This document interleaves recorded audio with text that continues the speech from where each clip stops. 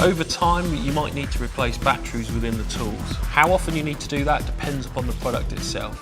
So if we start with the drills and impact drivers, which have this technology built straight in, they'll run off the normal power tool pack. All the communication will draw through from that most of the time, as long as you've got a pack on there. However, if you remove that pack, you still want the tool to be able to communicate with your device, to give you those alerts perhaps, and make sure that you've got the latest last seen position and so on as well. So we also have a secondary coin cell that sits just underneath here in the foot of the tool.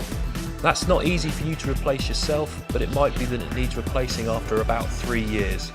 Our service centres can do that for you nice and easily and inexpensively. If you have a tag, these also run off coin cells, but these are not replaceable, and there's a good reason for that.